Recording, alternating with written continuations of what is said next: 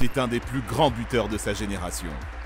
Une puissance de frappe, un sens de la finition et des cheveux mi-longs qui s'agitent à chacune de ses célébrations quand l'Ivoirien déploie ses ailes d'aigle en direction du public. Il est l'idole des éléphants pour qui il prit la parole pour stopper une guerre civile. Je pense que le peuple ivoirien a trop souffert. Il faut la réconciliation, il faut le pardon, il faut réapprendre à vivre ensemble. C'est un guerrier qui se bat contre le racisme. I think the best answer, the best way to fight is to show that you are smarter, is to show that you are better, it's to show that everything you do, you succeed, you're successful, and they are stupid. I think that's it. Retour sur la carrière de l'immense Didier Drogba. Abonne-toi à notre chaîne pour retrouver les plus belles histoires du foot en vidéo. Didier Yves Drogba naît à Abidjan le 11 mars 1978. Il vit dans le quartier de Yopougon-Sikoji jusqu'à ses 5 ans, avant d'être envoyé en France où il rejoint son oncle Michel Goba. Le tonton est footballeur et joue alors comme attaquant au Stade Brestois en Ligue 2. Pendant plusieurs années, Didier suit son oncle qui sillonne la France pour des piges à Angoulême ou à Dunkerque. C'est là que le jeune Drogba signe sa première licence comme arrière-droit. Il bougera à Tourcoing, Abbeville, Vannes, avant de finalement retrouver sa famille qui le rejoint en France, dans un appartement débâconné à Antony en 1993. Privé de football pendant 1 an à cause d'un redoublement, Didier a le droit de reprendre son sport préféré au Levallois Sporting Club. À l'époque, c'est Srebrenko Repšić qui entraîne les jeunes. Le Yougoslave, ex-partenaire de Safet Sušić à Sarajevo, voit vite le potentiel du garçon qui inscrit 30 buts avec les moins de 17 ans. Parfois surclassé en équipe première, Drogba décide finalement d'intégrer un centre de formation, Le Mans. Barré par Daniel Cousin, Drogba doit se contenter de quelques fins de match. Le Mans a besoin d'argent et vend le jeune Dédé à Guingamp pour 100 000 €. Pour sa première saison, il inscrit 3 buts en 11 rencontres pour aider le club à se maintenir. Et en 2003, la Ligue 1 découvre l'ascension d'un futur roi. Pas encore au point physiquement, Didier se blesse en début de saison et doit enchaîner les kilomètres de jogging sur l'île de Bréa. Il en bave, mais le travail paye. Sur les 4 derniers mois de la saison, Drogba est tonitruant. Il plante 17 buts, impressionne par sa puissance physique. Épaulé par des joueurs comme Florent Malouda, Dédé et l'EAG termine à 3 points de la Ligue des Champions. L'année suivante, l'Aigle se pose sur la Canebière et devient en quelques mois la nouvelle idole de la cité phocéenne.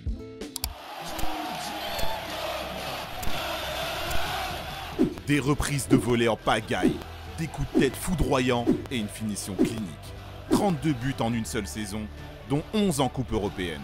Une année énorme, ponctuée d'une finale de Coupe UEFA. Sur sa route marseillaise, il croisera celle de José Mourinho lors d'un match face à Porto. À la fin du match, l'entraîneur vient le voir pour lui dire que s'il en a l'occasion, il le fera venir dans son club. L'année suivante, José Mourinho débarque à Chelsea et Didier Drogba devient l'attaquant phare d'une équipe bientôt mythique.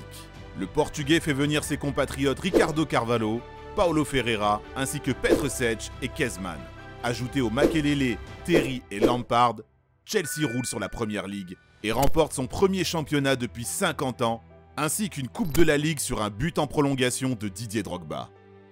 C'est le premier titre de Didier Drogba et le début du règne des Blues sur l'Angleterre. Chelsea conserve sa couronne l'année suivante, mais durant ses 2 premières saisons, Dédé n'inscrit que 16 buts. La presse pointe du doigt ses performances médiocres, ses plongeons, mais à partir de 2006, retournement de veste. Associé à Shevchenko, l'Ivoirien enchaîne les buts et les titres. Il s'impose également en sélection en atteignant la finale de la CAN 2006 et en obtenant le prix du joueur africain de l'année devant l'indétrônable Samuel Eto'o. Mais Drogba va également se faire remarquer en Ligue des Champions. En 2008, il marque un doublé en demi pour éliminer Liverpool avant de gifler Nemanja Vidic en finale pour regarder son équipe perdre au tir au but face à Manchester United. L'année suivante, il digère mal le but d'Iniesta à la 93e minute en demi-finale et s'emporte contre l'arbitre norvégien.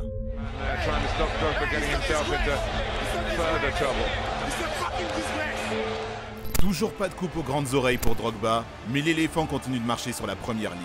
Un 3e titre en 2010, avec une saison à 44 buts, un titre de meilleur buteur et une qualification pour la Coupe du Monde en Afrique du Sud.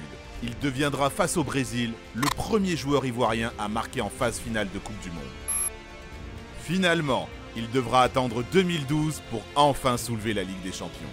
Face au Bayern Munich, il inscrit le but de l'égalisation à la 88e minute, puis le pénalty de la victoire. Une belle manière de dire au revoir à ses supporters, à qui il aura offert 157 buts en 341 matchs. Il quitte Londres la saison suivante, direction Shanghai. La fin de carrière est plus exotique. Quelques mois en Chine, mais le Shanghai FC connaît des problèmes administratifs et Didier file à Galatasaray. Une saison, histoire de se faire accueillir par une foule en délire, de remporter la Super League et de voir ce que ça fait de marquer durant un derby stambouliote en Super Coupe de Turquie. En 2014, il revient pour un baroud d'honneur à Chelsea, le temps de ramasser un 4e titre de champion d'Angleterre.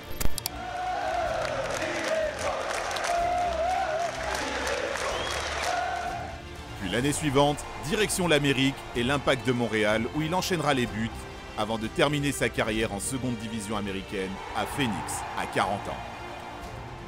Un dernier éclair de la foudre Drogba qui aura électrisé les supporters aux 4 coins du globe. Par ses buts, mais surtout par son charisme. Drogba dégageait une aura. Au point d'avoir un téléthon à son nom lorsque les supporters de Marseille se cotisaient pour le ramener sur le Vieux-Port. Le Drogbaton. Au point d'être élu meilleur joueur de l'histoire de Chelsea. Au point d'incarner la Côte d'Ivoire sur le terrain et en dehors. Quand son pays traverse une crise politico-militaire au milieu des années 2000, il milite pour la réconciliation. Après les violences qui suivent l'élection d'Alassane Ouattara en 2011, le meilleur buteur de la sélection participe à la commission de vérité et réconciliation. Je pense que la meilleure réponse que donner au peuple ivoirien aujourd'hui, c'est ça, c'est cette implication dans cette commission. Parce qu'aujourd'hui, je pense que le peuple ivoirien a trop souffert. Je pense qu'aujourd'hui, on est obligé de repartir sur de nouvelles bases. Et pour ça, il faut la réconciliation, il faut le pardon, il faut réapprendre à vivre ensemble. Ambassadeur des Nations Unies, nommé comme une des personnalités les plus influentes par le Time, également vice-président de l'ONG Peace and Sport, Drogba multiplie les actions et les campagnes pour promouvoir l'inclusion sociale et la paix partout dans le monde. Drogba, c'est un footballeur et un homme d'exception. L'un des plus grands attaquants du XXIe siècle. Un gars qui a porté sur ses larges épaules l'OM, Chelsea et la Côte d'Ivoire. Un éléphant qui a trompé énormément de gardiens, encorné les plus beaux trophées et qui a toujours fait face à ses responsabilités. Pour tout ce que tu as fait, merci Didier. Tu resteras à jamais une légende et l'un des plus grands joueurs africains de l'histoire, si ce n'est le plus grand. Merci d'avoir regardé la vidéo. Dis-nous en commentaire si selon toi, Didier Drogba est le meilleur joueur africain de l'histoire, s'il te plaît. Et maintenant, sur quelle autre légende du ballon rond veux-tu que l'on fasse une vidéo? N'oublie pas de liker et partager autour de toi. À très vite. Ciao, ciao.